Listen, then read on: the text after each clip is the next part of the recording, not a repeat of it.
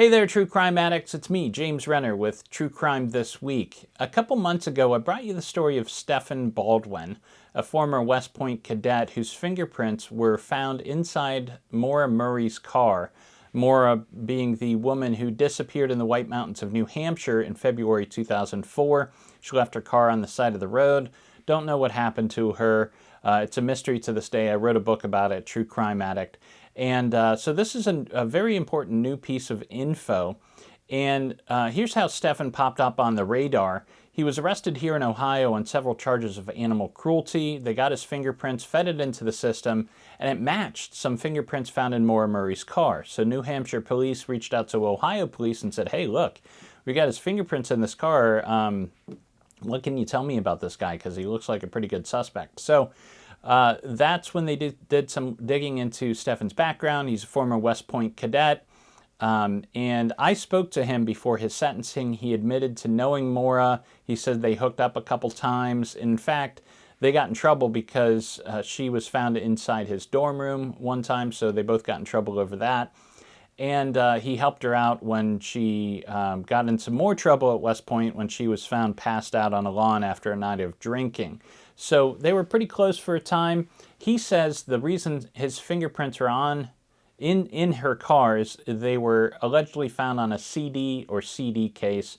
And his explanation is, well, they swapped CDs when they were students at West Point. Though he finished it, he left early, just like her. He left in December 2001, and she left in early January 2002. So within a month of each other, they both left West Point.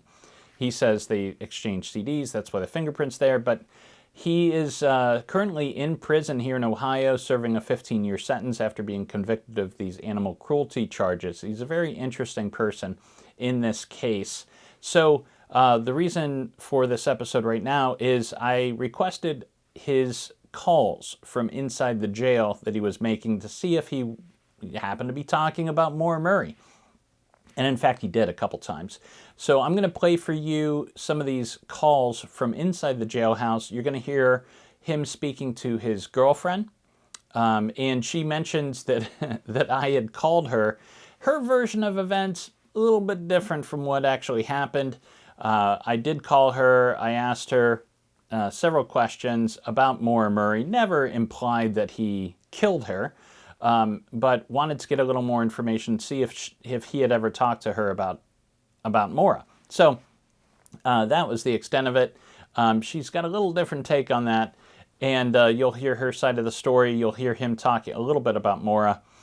He also speaks to his older son at one point, just warning him to, not say anything on social media about this. So I found it interesting. It's not much, but I thought I'd share. Here are Stefan Baldwin's jailhouse phone calls. Hello, this is a collect call from an incarcerated individual at Tri-County Regional Jail. But I want to let you know that some guy called me from Ohio, a journalist today, and he was asking about your girlfriend that went missing from West Point, and he's trying to ask me if you beat me just like you beat all your other girlfriends. Some Ohio journalist that asked you what happened to that missing girl that you dated in West Point, that weird-ass, freak-ass girl that went missing. They found your fingerprint in her car, and he was asking if I thought you murdered her and if you hit me like you hit the other girls. I never touched that girl. I hated her for like a month. Yep, so I was like, what are you trying to do? Get him a murder charge? He's in jail the rest of his life, you fucking idiot. I said, next time you call me, I will come down there and I will fucking kill you. I was like, you guys can suck a dick and choke on it. Every single one of you motherfuckers.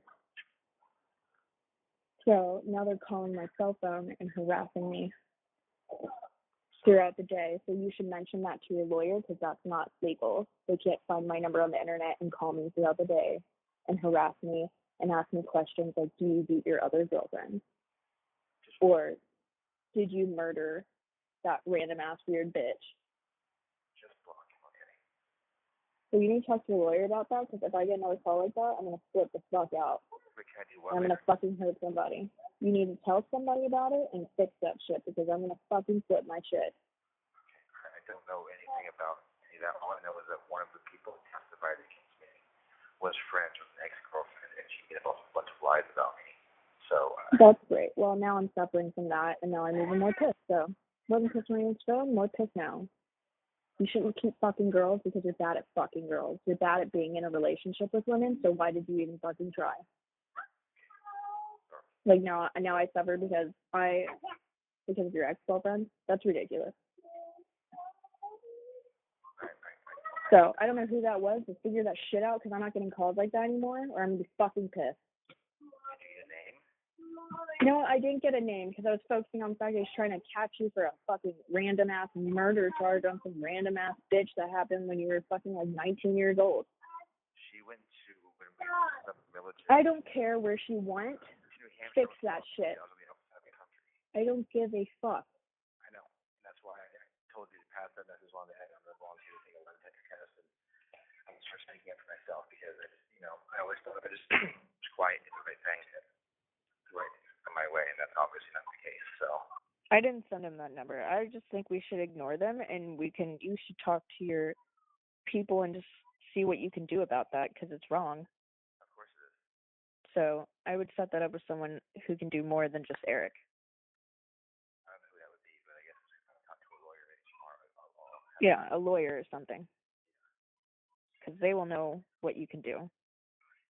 Obviously, I don't know the laws in Ohio because those laws absolutely seem butt-fuck stupid. They are. And everyone there is also retarded and mentally not there. Sorry that you have to track any of this. Yeah, I didn't think I was going to get attacked after, but I didn't think I would ever even be found guilty in the first place. Well, as a stripper, I'm not even as mean as those fucking old women. If you have any questions, I have no problem answering them on a recorded line either. I have no problem answering any questions you have. I don't have any questions. I know who you are. I'm hard to deal with, and if you don't do it to me, then why would you do it to someone who's mentally stable? No, I know that. I believe you. Shit, sometimes I hit myself in the face. Well, so I know you don't want to hear about ex-girlfriends. But, No, I don't. And if you bring it up, I don't want to hear about it. So don't. I don't care. I don't want to hear about it. All your ex-girlfriends are garbage and trash, and they're never going to amount to anything, and I make more than all of them as a fucking stripper. So that does not fucking matter to me. So, real quick, so this is kind of important. Did Kira talk to you about that investigator or journalist, whatever they called her? Yeah, I've been ignoring any random calls. I haven't accepted any of them. What is that? I said I've been ignoring all the random calls. My mom told me about that too. Your mom? That Okay, the I'm going to journalist. call your mom to let her know. I mean, she won't from here. She just, I don't know if it's calling bad times maybe. So, if they called you too? I'm not sure. I might have gotten a few calls, but I've ignored all the spam calls. Did Kira pass on that number from that journalist or whatever to you to give to Eric to tell him I want to talk to him myself personally? I mean, I can try to find it, yeah. I guess my mom really is. She got called right in. No, hold on. So, someone called Kira the other day. Okay. Basically asking if, like, she knew anything about, like, I had a few girlfriends that, like, passed away or went missing. Yeah. They're not trying to say, like, I had something to do with any of that. With, it's complete bullshit. I just want to make sure you stay off social media, that you don't try and stand up for me. I'm going to stand up for myself. I've been too quiet. I've been too passive about this, with all this whole case. I should have stood for myself years ago. And I've learned my lesson. I'm going to stand up for myself now, but I just don't want you to try to stand up for me, okay? You know the truth. You lived there with me most of the time. You know. No, I wasn't going to say anything. What's that? I wasn't going to say anything, no. Okay, good deal. Before that, you were like, Yeah. trying to stick up for me. I don't have to still let you do that. I don't want you to stick up for me. If time and place ever comes where you need to write some kind of written statement or something, you can definitely do that at a certain time and place. Just not social media. Social media is not the time or place. Yeah. Okay. You understand what that's all about, right? Yeah, I understand what it's all about. Okay. True Crime This Week is a Fearful Symmetry production. Photo and artwork are licensed through Shutterstock. If you like the cut of my jib, I have another podcast you might enjoy called The Philosophy of Crime, in which I attempt to solve the big questions behind our true crime obsession by looking to philosophy for answers. Thank you for listening. I'll see you next week. Sit, Brownie, sit. Good dog.